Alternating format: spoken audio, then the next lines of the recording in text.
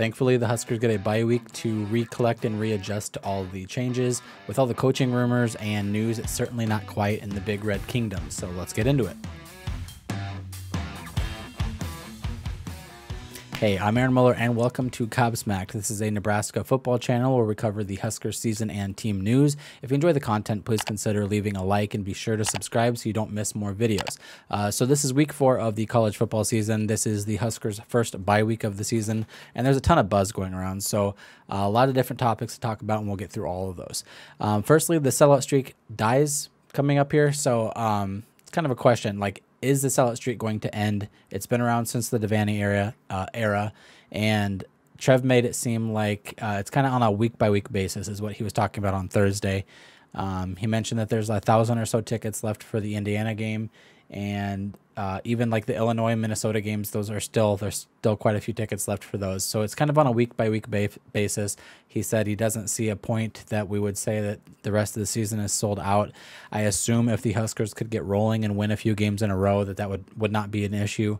But it's been something that's kind of been building. There was talk of it last year, and Trev kind of produced a solution to that by doing the red carpet, the big red carpet, or whatever the name of the foundation, where they buy it and they kind of give it to people that aren't usually able to afford tickets to the games, which I love that as an idea. Like, that's a great idea to have. As far as getting tickets to those that want to be there, but they can't necessarily afford it. But there are some fans now that are kind of calling for it to end. They're kind of talking about how, it's an old tradition. It's something that ties us back to a bygone era. But I think that that's just bad logic, and it's a bad idea for a few reasons. I am one of the people that believe that it is a huge recruiting tool for Nebraska to show how much your fan base actually supports the team and the program, win or lose. And like I mentioned, there's people that kind of look at it and they're like, you're clinging on to the past. It's something you need to let go of. But this is the one record that we as the fans can claim 100%. The players, the coaches, the staff, they have nothing to do with the fact that those seats get filled, besides the fact that they're entertaining to watch. But the fans are the ones that are buying the tickets. So that's something that you can claim and take pride in, that we as the fans, regardless of how the Huskers are actually playing, we have showed up. We have upheld our end of that bargain, and it's something that we have earned, something to hold on to. So to show that by a long shot, we are the #1 program as far as supporting your team, the fan base. We are the #1 fan base in the nation by a long shot, that we have supported that. There is some, talk like that it's, propped up on, like I mentioned, the big red carpet or rollout or whatever it is called. It's not really a sellout streak, but everywhere could have that same argument. But we are still that much more, that further ahead. I believe Stanford or one of the Ivy League schools might be really close behind us on that one. Notre Dame maybe. But either way, there's no reason for us to let that go now, just as like a spiteful thing. Like the football team hasn't been showing up, so we're going to, give up on the program and let that streak slide away. I really do believe that it is a big recruiting thing to point at that stadium and say that this is a guarantee to fill up every single week. We will show up to a crowd that is roaring, that is red, and like that's something you can count on as a player. That's why people that come in here, they're like, there is no place like this. You see stadiums like UCLA Stadium, like the Rose Bowl, and it is like 20% capacity, if that, and that's at a home game during the season when your team is winning. So, I mean, if you can look at our team that has not had a winning season in how many seasons, and that stadium still gets packed every single week. It's just something that I think a lot of people are taking for granted. And I do think a lot of people aren't considering how much of an effect that has on young guys coming in and looking at, what kind of response they're getting from the fan base here. Kind of tying in with that, as far as the stadium goes, alcohol is getting voted on for the Pinnacle Bank Arena and Haymarket Park. So that's the basketball and baseball venues. So only a matter of time before the stadium gets brought up again. I know that it was brought up in the, it's escaping my brain right now. The thing Trev Albert sent out and the athletic department sent out, the survey. They sent it out. They kind of asked how many people are in favor of this, and overwhelmingly there were people in favor of it. Having alcohol at the stadium is kind of just the logistics of that, and they mentioned at Pinnacle Bank Arena that they're not going to have people exit on the main floor if they're drinking alcohol. It has to be up a floor, otherwise it gets a lot of congestion and stuff, and they don't want any alcohol related incidents in that regard. So I'm guessing that that's kind of playing a part into it, but they haven't even voted on it for Memorial Stadium. Kind of, again, going into those stadium renovations and things that we could be seeing in the future. I do believe that cutting back the seats to maybe like 70, 75,000 while upgrading the quality of those seats could go a long way. They've kind of already started in that direction. The current capacity sits roughly at 87,000. It was at 90,000. We've had, like, I believe the highest is like 92,000 people in the stadium. But roughly 90,000 was the capacity before. They're starting to put chair backs in some of the seats in the stadium, so that's going to cut back on seats all the way around the bowl, and they're going to cut it back. They said that they've roughly lost 4,000 seats total in the renovations they're planning. I think you could even cut that back further, like I said, to the 70, 75,000 mark.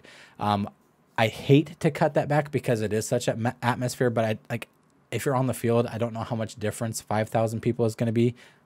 Like, when I say that out loud, that's a lot of yelling and voices that could be there that are no longer there.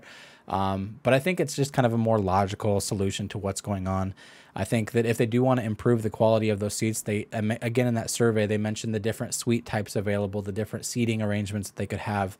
And a lot of those looked really cool. And I think that if you could have a bunch of bench seats that kind of suck, or you could have a bunch of these suite seats that are still affordable, but they're awesome, I think that you would obviously lean the one way, and especially because not as many people are going to the stadium as they once were. A lot of people are watching it at home or at the bar or wherever it is. They're watching it on their phones at work.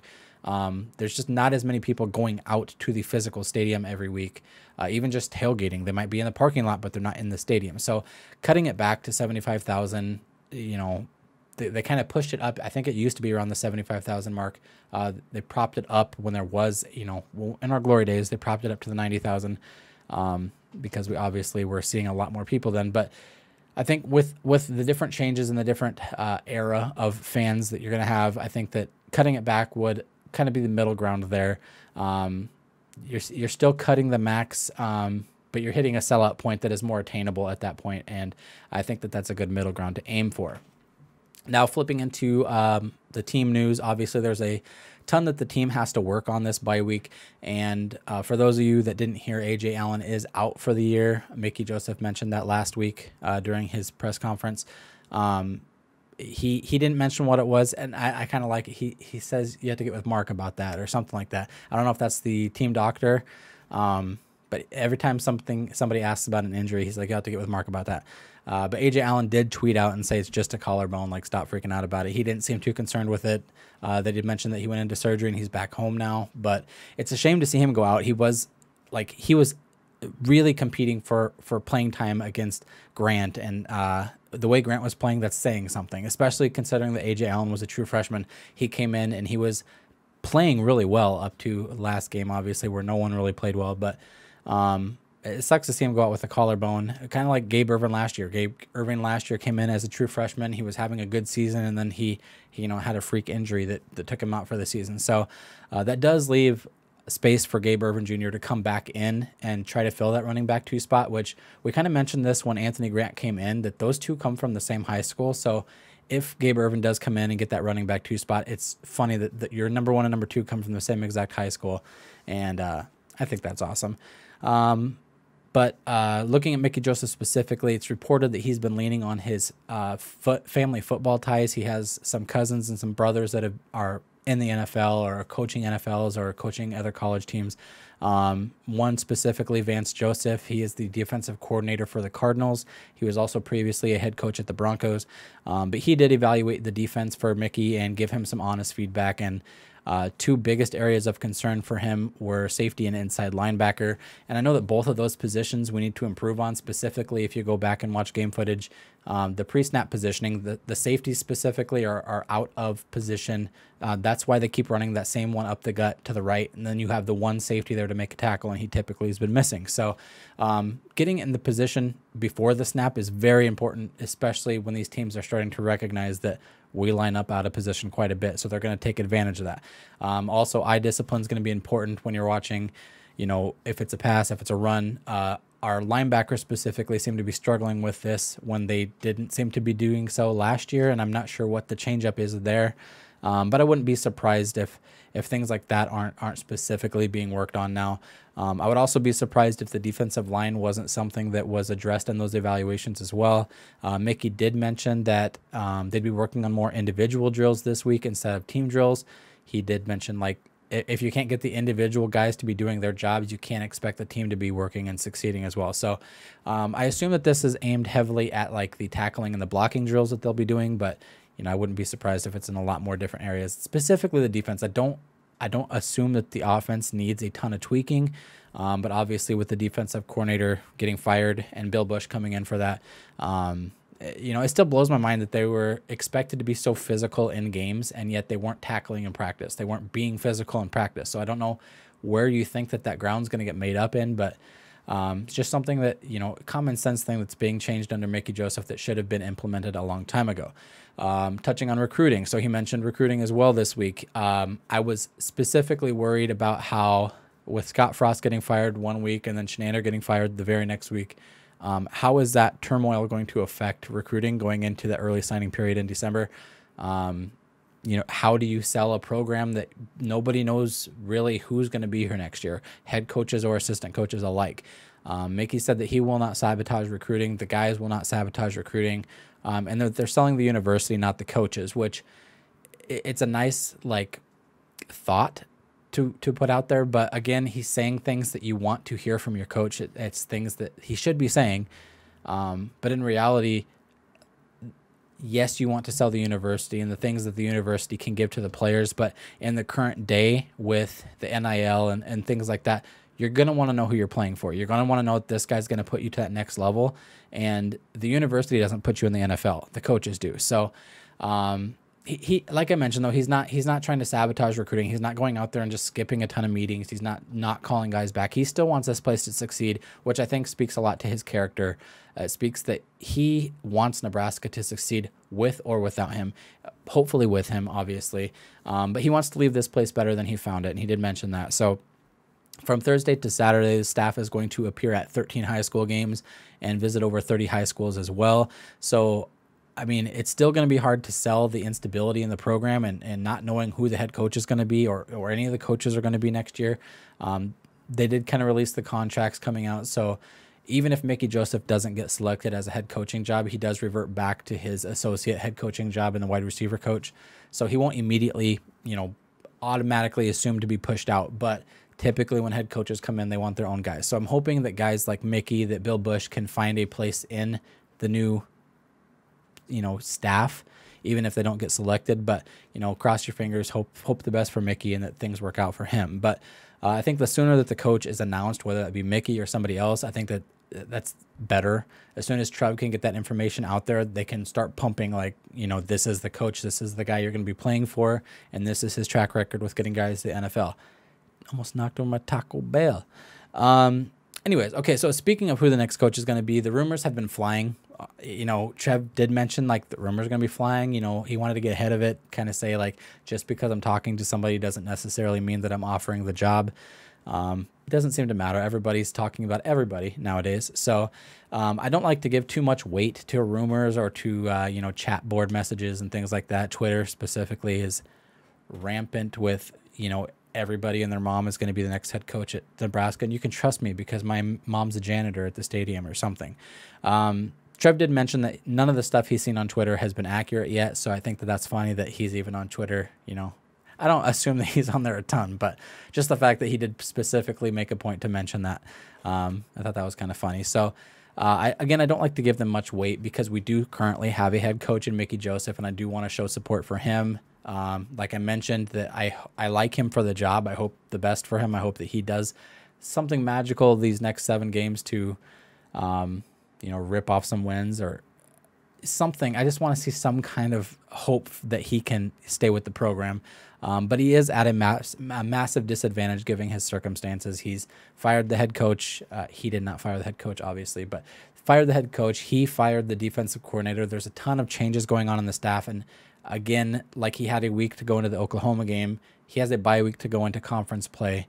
He'll have another bye week in the future, but how much can you change when the season's already in motion? That's why the offseason is so important with strength and conditioning and getting guys ready and running different, what your playbook is going to look like and figuring out what exactly you like as a coach, what your players like, which I think Whipple's done a pretty good job about that with the offense. And again, I don't think the offense needs a ton of tweaking, but I don't know how much tackling can you teach guys in 2 weeks or 2 weeks worth of practice, especially if you're still recruiting. So it's not all dedicated to practices. And it's a long uphill battle for him. And I hope that he can overcome it and get some success this year.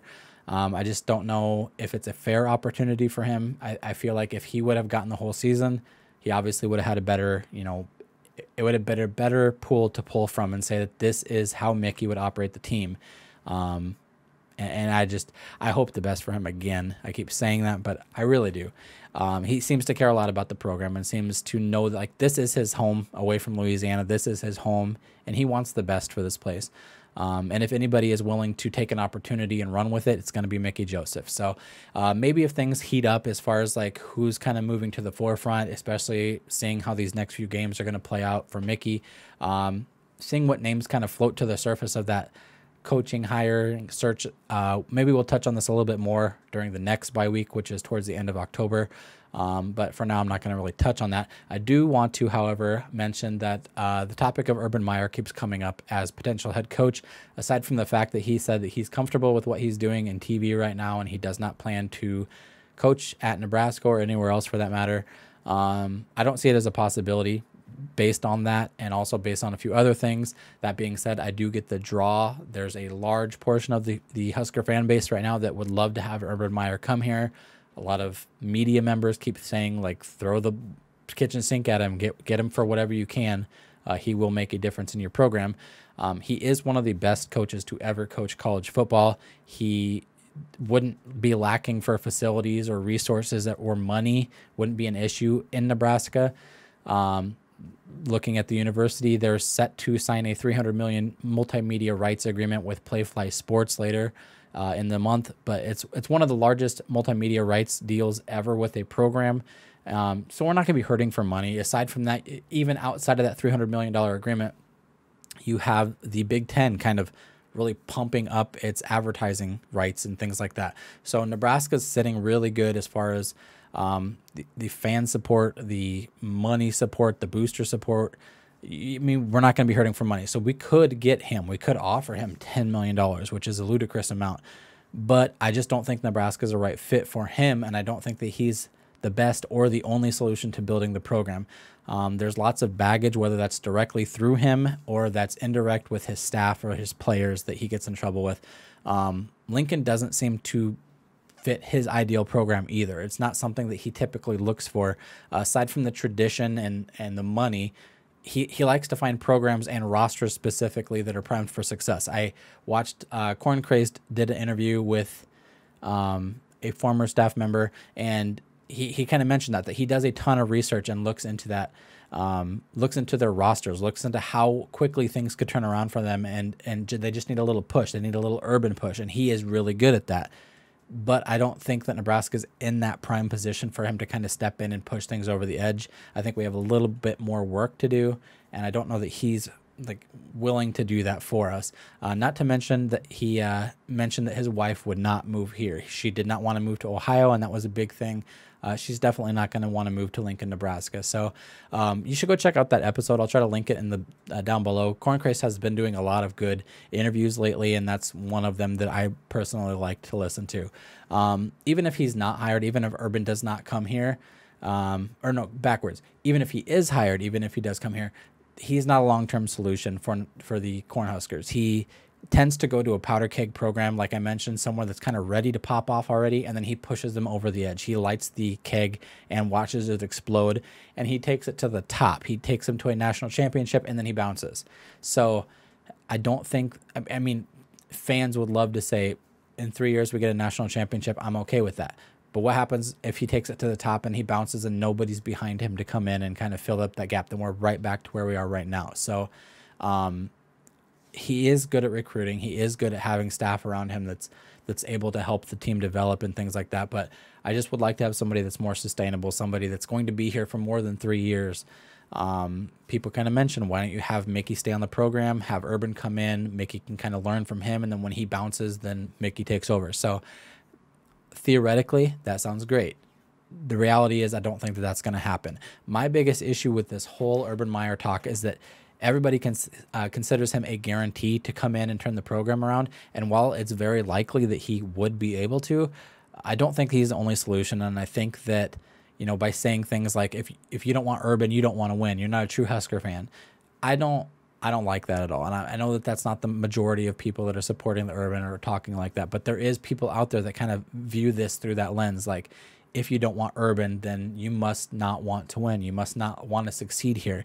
And I think that's a dangerous mentality to have. You're kind of putting all your eggs into one basket, and there is no guarantee regardless of who you hire. You could hire Urban Meyer and he could tank. You could hire some no-name wide receivers coach that has a little bit of success but never been a head coach, and he takes off. Tom Osborne was an offensive coordinator and had no head coaching experience, and he is widely considered to be the greatest of all time here.